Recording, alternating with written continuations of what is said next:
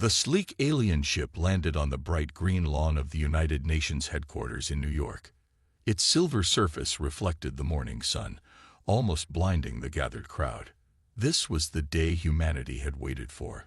First contact with an advanced alien civilization. Captain James Walker stood at attention behind the world leaders. His blue uniform was perfectly pressed, his face a mask of calm. But inside, his heart raced. After 20 years in Earth's defense force, he knew that first meetings were the most dangerous. As the ship's door opened with a soft hiss, he placed his hand on his holstered gun. 7 tall, thin aliens walked out. Their skin was pale blue, and they had large eyes that took in everything. The tallest one wore a gold robe and stepped forward. "I am Delegate Moore of the Galactic Council," the alien said in perfect English. "We have watched your planet for some time. Today, we offer you membership in our peaceful Federation of Worlds." The UN Secretary-General stepped forward with a wide smile. "We are honored by your offer. Earth has long hoped to join a larger community among the stars." Walker watched the aliens carefully. Something in their eyes didn't match their friendly words. He had seen that look before, in the eyes of men who thought they were superior. After the public welcome, the real meeting began inside the UN building. Walker was invited as Earth's military representative. The room was large, with a round table where human and alien leaders sat together. Delegate Moore displayed a hologram of the galaxy. Thousands of stars lit up, showing the vast reach of the Galactic Council. "For 10,000 years, we have kept peace," Moore said. "All members follow our rules and enjoy our protection. To join us, Earth must meet certain conditions." Walker did not like the pause before conditions. He sat up straighter as Moore continued. "First, Earth must reduce its military by 90%. No single planet needs so many weapons." The Secretary-General frowned. "That's a significant reduction, but we could discuss a gradual." "Second," Moore interrupted, "Earth will have colonial status for 200 years. During this time, you will learn our ways before full membership is granted." Colonial status. Walker couldn't stay silent any longer. "That means we have no vote in council matters." Moore's large eyes turned to Walker. "Correct. You would be under the guidance of a more advanced race, for your own good. The Proxima Centauri system would serve as your mentors." Walker had studied the data from Earth's deep space probes. The same Proxima Centauri whose 3 planets all mine resources for council worlds. Those mentors. A thin smile appeared on Moore's face. "You are well informed, Captain." "Yes, they have found their place in our economy." "You mean as your servants," Walker said flatly. The room grew tense. The Secretary-General shot Walker a warning look. "Captain Walker," Moore said, "humanity is young and aggressive. Your history is filled with war. The Council's approach has brought peace to 1,000 worlds. Would you prefer to stay alone and primitive?" Walker stood up. "We've fought our wars, yes, but we've also fought against those who would take our freedom. Earth has a long history of resisting empires that arrive with talk of helping the natives while taking their resources." "James," the Secretary-General warned, "remember your place." "My place is defending Earth," Walker replied. "And these aren't terms for membership. They're terms for surrender." Moore's eyes narrowed. "We offer you the stars, Captain. Without our help, you will remain trapped in this small system for centuries." "We'll get to the stars on our own terms," Walker said. "Humans have gone from horse carts to space stations in 200 years. Imagine what we'll do in the next 200. Moore stood up, suddenly seeming much taller. "Your pride will be your downfall. Many species have rejected our first offer. All have accepted eventually, often after difficult lessons." The Secretary-General quickly cut in. "Please forgive Captain Walker's directness. We need time to consider your generous offer. Perhaps we could reconvene in 6 months." Moore nodded. 6 months. We will return for your answer." He looked directly at Walker. "Consider carefully, humans. The galaxy can be welcoming, or very hostile." After the aliens left, Walker was called to the Secretary General's office. "You may have just ruined our first contact, Captain," the Secretary General said angrily. "With respect, sir, you heard their terms. They want to strip our defenses and control our resources. That's not an alliance. It's a takeover." Walker's secure phone buzzed. He answered, listened, and his face darkened. "What is it?" asked the Secretary General. Walker showed him the video from a military satellite. It showed a human research ship near Jupiter, suddenly exploding as a larger alien vessel fired upon it. The timestamp showed it happened during their meeting. "They were sending a message," Walker said quietly. "Submit or be destroyed." The Secretary General sank into his chair. "God help us. What do we do now? We can't fight a galactic power." Walker looked out the window at the New York skyline. "We have 6 months. We've built amazing things when our backs were against the wall. What are you suggesting?" "Give me authorization to start a special project. Deep Black, known only to a few." Walker's eyes had a determined gleam. "If the Council wants to teach us a lesson, we should prepare one of our own." "What kind of project?" "They expect us to either give up or try to fight them with what we have now. They don't understand humans, sir. When cornered, we don't just fight harder. We change the rules." Walker leaned forward. "I need the best minds on the planet. Engineers, physicists, strategists, and I need them yesterday." The Secretary General stared at the replay of the destroyed ship. After a long moment, he nodded slowly. "You have 6 months, Captain Walker, but this stays completely secret. As far as the public and the Council know, we're considering their offer." Walker saluted. "Yes, sir. Project Nemesis begins today." As he left the office, Walker's mind was already racing with plans. The Galactic Council thought they had humanity cornered. They were about to learn why that was a dangerous mistake. 3 days after the aliens left, Captain James Walker stood in a massive underground facility beneath the Pacific Ocean. The base had been built in secret during the last World War, but never used. Now it would serve a new purpose. "Welcome to your new home," Walker said to the group of 50 people who had just arrived. They were the best minds on Earth: engineers, soldiers, computer experts, and scientists. "For the next 6 months, we have one job: build something that can stand up to the Galactic Council." Dr. Eleanor Reed raised her hand. She was a small woman with short brown hair and intense eyes. "Captain, I've studied the video of their ships. Their technology is centuries ahead of ours. How can we possibly catch up in 6 months?" Walker walked to a large metal container in the center of the room. "Because we have this." He pressed his hand to the scanner, and the container opened with a hiss. Inside was a twisted piece of metal with strange writing on it. 10 years ago, a small alien scout ship crashed in the Arctic. We kept it secret and studied it. We've learned some of their tech, but not enough." Walker looked at the group. "That's where you all come in. We need to take what we know and make something new, something they won't expect."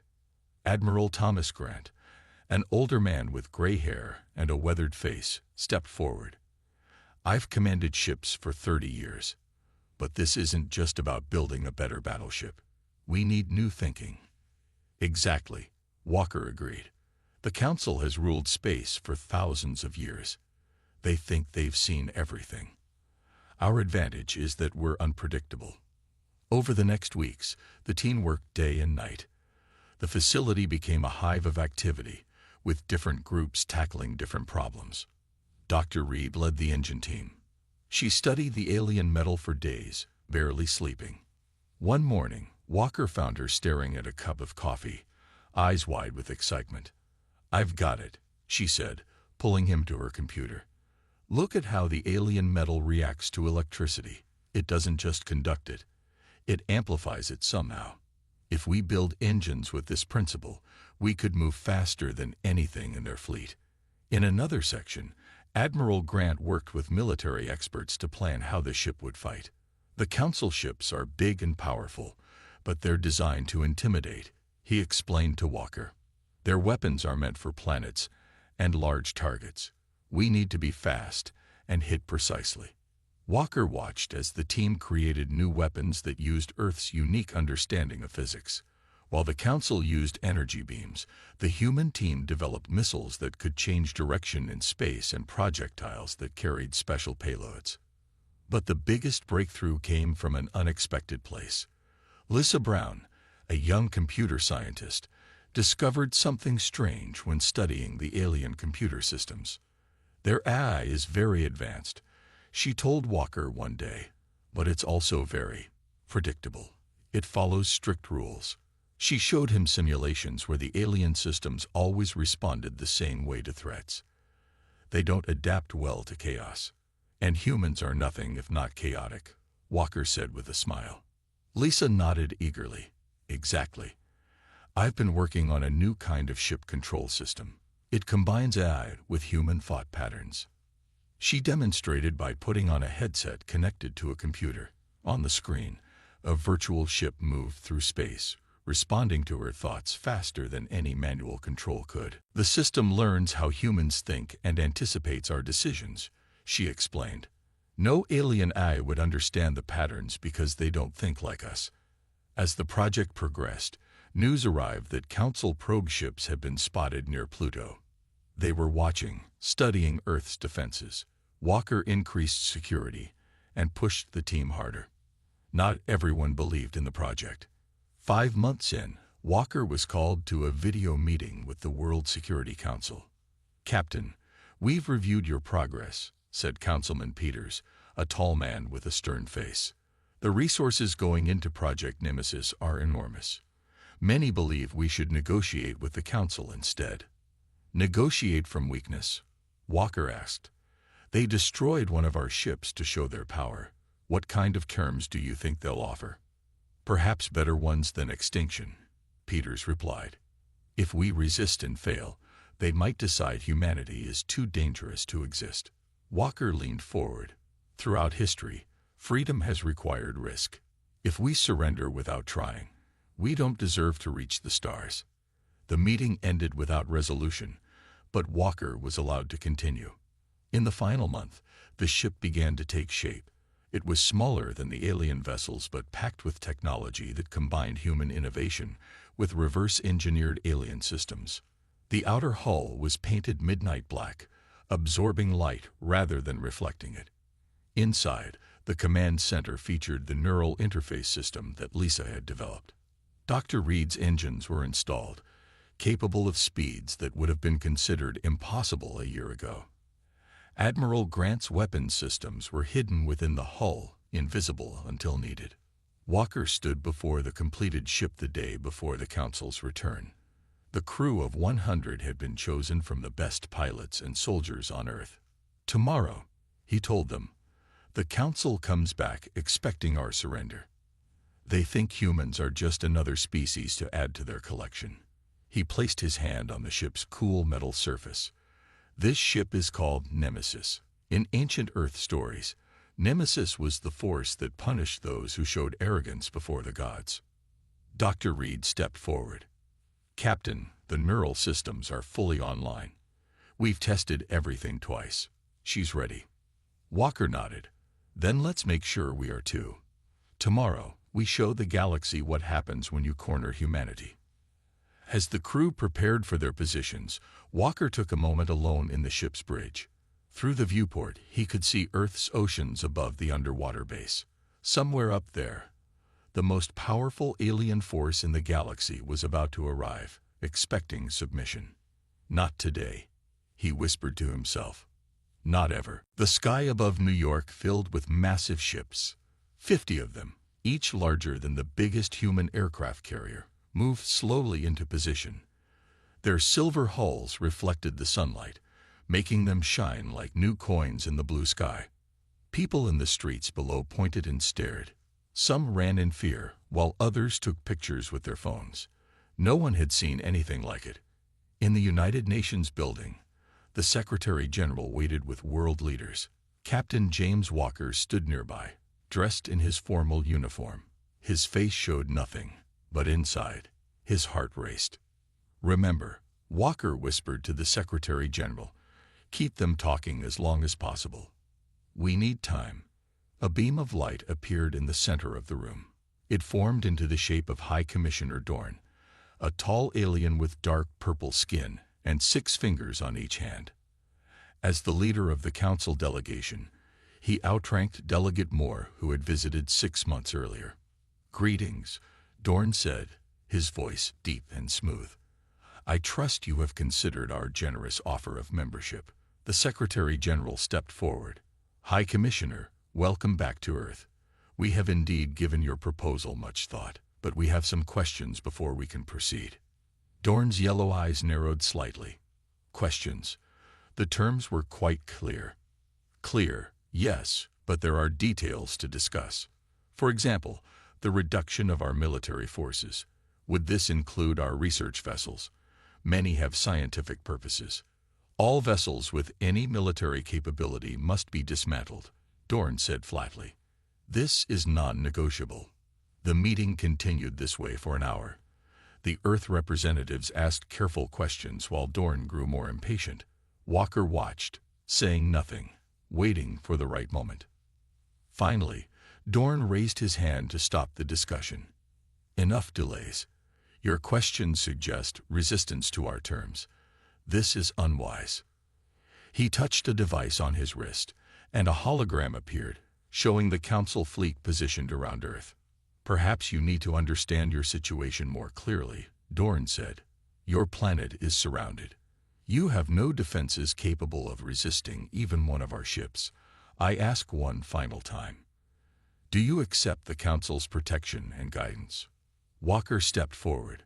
"Before we answer, High Commissioner, we'd like to show you something Earth has developed recently." Dorn looked annoyed. "Some primitive technology will not change your circumstances, Captain." Walker smiled slightly and touched his own wrist device. "Maybe not, but we think you'll find this interesting." Beneath the Pacific Ocean, the hidden base opened its massive underwater doors. The Nemesis rose slowly through the water, its black hull absorbing rather than reflecting light. As it broke the surface, water cascaded off its sleek form. It was smaller than the Council ships, only about 1/3 their size, but its design was unlike anything humans had built before. The ship rose into the air without any visible engines, silent and graceful. It moved toward New York at incredible speed, arriving within minutes. It hovered directly between the UN building and the largest Council ship. In the meeting room, Walker displayed a hologram showing the Nemesis. "High Commissioner, allow me to introduce Earth's newest vessel." Dorn stared at the image, then laughed. "This is your response. One small ship. It is admirable that you built this so quickly, but it is nothing compared to our fleet." "Size isn't everything," Walker said calmly. "Perhaps a demonstration." Before Dorn could respond, Walker gave an order through his communicator. On the Nemesis, Dr. Reed activated the ship's special shields. A faint blue glow surrounded the vessel. "Scan it," Walker suggested. Dorn touched his device again, frowning. "Your ship is interfering with our sensors. This is unexpected, but not impressive.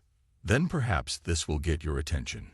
Walker nodded to Admiral Grant, who was commanding the Nemesis. The black ship moved suddenly, faster than any Council vessel could track. It positioned itself beside one of the smallest Council ships and fired a precision beam. The beam struck the Council ship's engine section. There was no explosion, no destruction. But the Council ship's lights flickered and went dark. It began to drift, powerless. Dorn's yellow eyes widened in shock. "Impossible. How did you disable one of our ships?" "That was a warning shot," Walker explained. "We could have destroyed it, but that's not our goal." The Secretary General stepped forward again. "High Commissioner, Earth wishes to join the Galactic Council. But we will join as equals, not as servants. We propose new terms." Dorn's shocked expression hardened into anger. "You dare to dictate terms to the Council? One lucky shot does not change the balance of power. We have 50 ships. You have one." Walker smiled. "True, but we've been monitoring your communications. We know the Council isn't as united as you pretend. 3 of your member species are on the verge of rebellion. Others question the old ways. This was a guess based on intercepted messages they hadn't fully translated, but Dorn's reaction confirmed it was correct. The alien's purple skin darkened with anger. This is outrageous. You will pay for this insolence. Dorn touched his device, giving commands to his fleet. Destroy their ship. Now. The Council fleet moved into attack formation. Energy weapons charged, targeting the Nemesis. But the black ship was already moving. What happened next would be studied in military academies for generations. The Nemesis moved in ways that should have been impossible, avoiding every shot. Its neural interface, guided by Lisa Brown and a team of pilots, anticipated the Council's attack patterns before they happened. When the Nemesis fired back, its shots were precise and devastating. It targeted weapons and engines, deliberately avoiding areas that would cause ships to explode. Within 5 minutes, 10 Council ships hung dead in space. The rest had scattered, unable to coordinate against the unpredictable human vessel. In the UN building, Dorn watched in horror as his fleet fell into chaos. "This is impossible," he whispered. "No species has ever." "How did you?" Walker stood tall. "Humanity has a saying, High Commissioner. Don't back something into a corner unless you're certain it can't fight back. You threatened our freedom, so we did what humans have always done. We innovated." The Secretary General placed a data tablet on the table. "Our terms are simple. Earth joins the Council as a full member immediately. We maintain our military for self-defense, and the Council opens its technology to all member species equally." Dorn stared at the tablet, then at the hologram showing more of his ships being disabled by the Nemesis. For the first time in his long life, a High Commissioner of the Galactic Council faced something he had never expected to encounter. Defeat. News travels fast, even in the vastness of space. Within days, every planet in the Galactic Council knew about the human ship that had defeated an entire Council fleet. The stories grew with each telling. Some said the human ship could disappear and reappear at will. Others claimed it could predict the future. All agreed on one thing. For the first time in 10,000 years, the Council's power had been challenged. Captain James Walker stood on the bridge of the Nemesis, looking at the stars through the main viewport. The ship was orbiting Earth, a silent guardian. Dr. Reed worked at a console nearby, analyzing data from their battle. "We've become famous overnight," she said, showing Walker a translation of messages they had intercepted. "Every oppressed species in the galaxy is talking about us." Walker frowned. "Fame can be dangerous. The Council won't take this humiliation lightly." Admiral Grant entered the bridge. "You're right about that. Our long-range scanners show massive fleet movements. The Council is calling ships from all sectors. They're preparing for war," Walker said quietly. Back on Earth, the Secretary General called an emergency meeting. Representatives from all nations gathered to discuss the situation. "The Council has withdrawn for now," the Secretary General explained. "But our victory may have only bought us time. We have reports that the Council is divided on how to respond." Walker, attending via secure video link, added, "Our intelligence suggests 3 main factions have formed. The Krell, a warrior species, want immediate all-out war against Earth. The Lorens advocate for genuine negotiation. And a neutral faction led by High Counselor Vex is still undecided." "What are our options?" asked the Chinese president. "We could wait for them to make the next move," Walker said, "or we could take action. Show them we're not a threat to peace, only to tyranny." After hours of debate, they made a bold decision. The Nemesis would embark on a diplomatic mission to visit key worlds in the Council space. They would demonstrate peaceful intentions while making it clear that humans would not be conquered. 2 weeks later, the Nemesis entered the Loren home system. The Lorens were one of the oldest species in the Council, known for their wisdom and diplomatic skills. Their world was a beautiful blue-green planet with 3 moons. As the human ship approached, a fleet of smaller vessels moved to intercept them. But these weren't warships. They were ceremonial escorts. "They're welcoming us," Admiral Grant said, surprised. On the Loran homeworld, Walker led a small delegation to meet with the Loran leadership. The aliens were tall and slender with golden skin that seemed to glow from within. Their leader, Ambassador Teal, greeted the humans warmly. "Your arrival has created quite a stir throughout the galaxy," Teal said as they walked through a garden of strange, glowing plants. "Many species remember when they too were forced to accept colonial status. Your resistance has given them hope." "We didn't come to cause trouble," Walker explained. "Humans just want to be treated as equals." Teal's large eyes studied Walker carefully. "Perhaps that is exactly what troubles the Council. For too long, they have maintained power by keeping advanced technology in the hands of a few. Your ship, this nemesis, suggests humans might advance too quickly to control." Dr. Reed, who had joined the delegation, shared some of Earth's cultural achievements, art, music, and literature. Using a device she had created, she allowed the Lorans to experience human emotions directly. Many were moved to tears by Earth music. "Your species feels things deeply," Teal observed. "This passion drives your creativity." The visit was a success. The Lorans agreed to support Earth's bid for full Council membership. More importantly, they shared information about other worlds that might be sympathetic to humanity's cause. In the following weeks, the Nemesis visited 5 more planets. Each time, they demonstrated human culture alongside their technology. They made it clear that humans sought friendship, not domination. But not everyone welcomed them. When they arrived at Krell space, they were met with hostility. The Krell were a reptilian species known for their aggressive nature and military might. Their ships immediately took offensive positions. "They're charging weapons," Admiral Grant reported. "Hold position," Walker ordered. "Don't power our weapons. Let them make the first move." The standoff lasted for tense minutes. Finally, a gruff voice came through the communication system. "Human vessel, you have shown skill in battle. The Krell respect strength. You may enter our space, but we are watching." It wasn't friendship, but it was recognition. The Nemesis continued its mission, building a network of allies across the galaxy. Meanwhile, on a distant world hidden behind a red nebula, the Krell military leadership met in secret. General Zork, a battle-scarred veteran, addressed his commanders. "While the humans play diplomat, we prepare for war," he growled. "Their ship is impressive, but it is only one vessel. The Council has ruled for 10,000 years. We will not be undone by primitives." He revealed their plan, a surprise attack not on the Nemesis, but on Earth itself. Without its defender, the planet would be vulnerable. "The human homeworld will fall," Zork promised, "and the galaxy will remember why the Council is to be feared." The Krell fleet launched in secret, using hidden jump routes to avoid detection.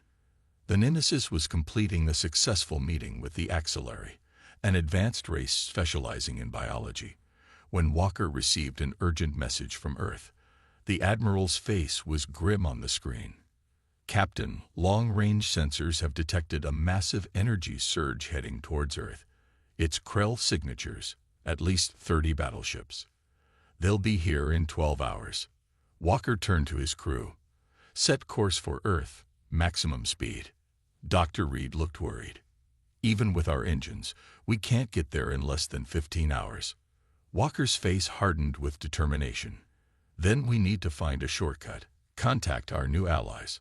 See if anyone knows a faster route." As the Nemesis raced toward home, Walker stared at the star map. Earth was about to face the full might of the Krell fleet without its defender. Millions could die. "I should never have left," he whispered. Dr. Reed put her hand on his shoulder. "We needed to make allies. And we did. Will they stand with us when it matters?" Walker wondered aloud. The answer would determine the fate of humanity. The Nemesis raced through space, pushing its engines beyond their limits. Captain Walker paced the bridge, checking the time constantly. They were still 3 hours away from Earth. The Krell fleet would arrive in less than one. "We need to warn Earth," Walker said. "Admiral Grant, can you reach our defense command?" The Admiral shook his head. "The Krell are blocking all long-range communications." Dr. Reed rushed onto the bridge. "Captain, Ambassador Teal of the Lorens is requesting to speak with you." The alien's golden face appeared on the main screen. "Captain Walker, we have detected the Krell fleet movement. This attack violates Council law. Can you help us?" Walker asked directly. "The Loren fleet is already on its way to Earth. We will arrive shortly after the Krell." But Teal hesitated. "There are only 10 of our ships.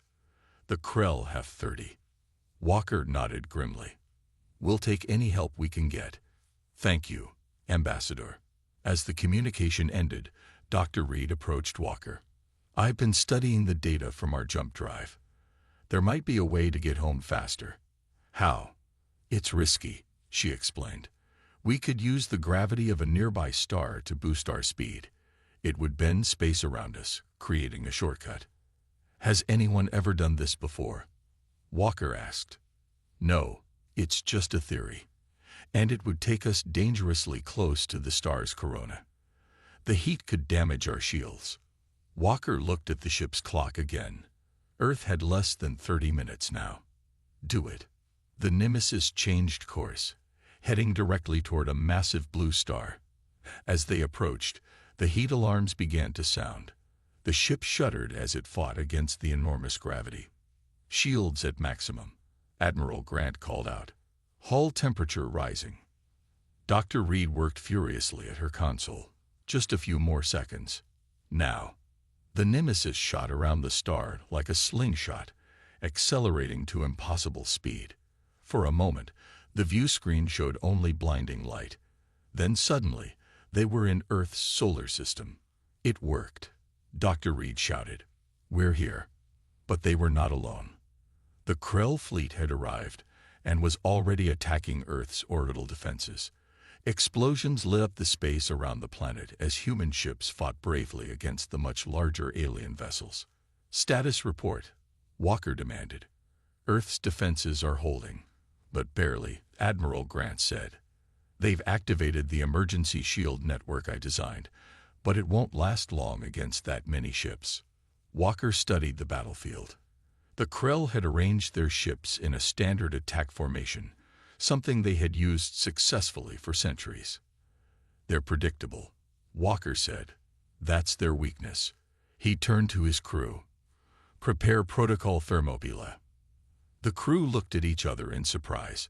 Protocol Thermopylae was a desperate battle plan, named after an ancient Earth battle where a small force had held off a much larger army by using the terrain to their advantage. "Sir, that's never been tested in real combat," Admiral Grant warned. "Neither had this ship until we faced the Council fleet," Walker replied. "Send the plans to Earth's defenders. Tell them to fall back to these positions." He marked several points in the solar system on the tactical display. The Nemesis raced toward the battle, still undetected by the Krell. Walker waited for the perfect moment, then gave the order. "Now." The black ship suddenly appeared in the middle of the Krell formation, its weapons firing with surgical precision. 3 enemy ships lost power immediately. The rest scattered in confusion. "Earth defenders, execute Thermopylae," Walker commanded over the open channel. What followed was unlike any space battle in galactic history. The human ships used the solar system itself as a weapon. They hid behind moons, using their gravity to alter missile trajectories. They skimmed the edges of asteroid fields, luring Krell ships into dangerous debris. Small, fast Earth vessels attacked and retreated, never staying in one place long enough to be targeted.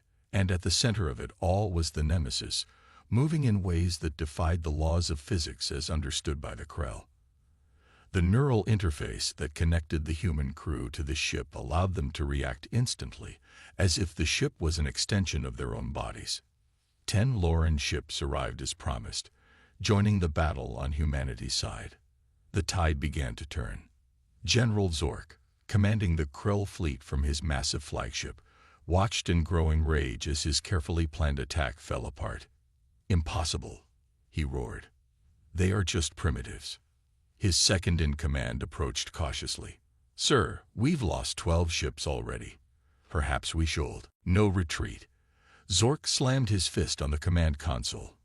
"Target their leader. All remaining ships, focus fire on the Nemesis." 20 Krell battleships turned their weapons toward the human vessel. Even with its advanced technology, the Nemesis couldn't withstand such concentrated firepower. "Shields failing," Admiral Grant reported as the ship shook violently. "We can't take much more of this." Walker made a decision that would be remembered throughout the galaxy for centuries. "Set course for the Krell flagship. Maximum speed." "Sir," Dr. Reed looked up in shock. "That's a suicide run." "Not quite," Walker said. "Remember that neural interface system you developed, the one that lets us share our thoughts with the ship?" Dr. Reed nodded slowly, beginning to understand. "Can you modify it to work in reverse, to broadcast our thoughts to their ships?" Her eyes widened. "You want to show them how we think, our emotions?" "Exactly. The Krell have never understood humans. Let's change that." As the Nemesis charged toward the Krell flagship, Dr. Reed worked frantically to modify the neural system. The ship's shields were nearly gone. Alarms blared throughout the vessel. "Ready," she called out finally. "All crew, connect to the interface," Walker ordered. "Share everything, our determination, our hope, our willingness to die for freedom. Let them feel what it means to be human." The Nemesis, trailing fire and debris, crashed through the Krell defense screen and came alongside the flagship. Instead of firing weapons, it broadcast a signal unlike anything the galaxy had ever experienced, the raw emotional essence of humanity. On the Krell ships, alien minds suddenly experienced the full force of human emotions. They felt the courage that had driven humans to face impossible odds throughout their history. They understood, for the first time, why this species could never be conquered, because humans would always choose death over submission. The effect was immediate. The Krell fleet stopped firing. Several ships powered down completely as their crews struggled to process the emotional onslaught. In the silence that followed, a new ship arrived, larger than any in the battle. It bore the insignia of High Counselor Vex, the oldest and wisest member of the Galactic Council. "This conflict ends now," Vex's voice came through on all communication channels. "The Krell attack was unauthorized and illegal under Council law." General Zork's broken voice responded, "High Counselor, these humans, they are not like any species we have encountered." "No," Vex agreed. "They are not. And perhaps that is what our galaxy has needed for a very long time." In the days that followed, representatives from all Council species gathered on Earth. For the first time in 10,000 years, the Galactic Council changed its fundamental structure. No longer would advanced species rule over lesser ones. All members would have equal voice. The Nemesis, repaired and upgraded, became the flagship of a new multi-species exploration fleet. Captain Walker stood on its bridge once more, but now his crew included Lorens, reformed Krell, and a dozen other alien species. "Where to, Captain?" asked Dr. Reed, now his official second-in-command. Walker smiled as he looked at the stars on the view screen. "Everywhere we haven't been yet. The galaxy just got a lot bigger." As the Nemesis set course for unexplored space, humans and aliens working side by side, Walker reflected on how it had all begun, with a threat to humanity's freedom. The ship that had been built for war had become something else entirely, a symbol of what different species could accomplish together. The Galactic Council's worst nightmare had become the galaxy's greatest hope.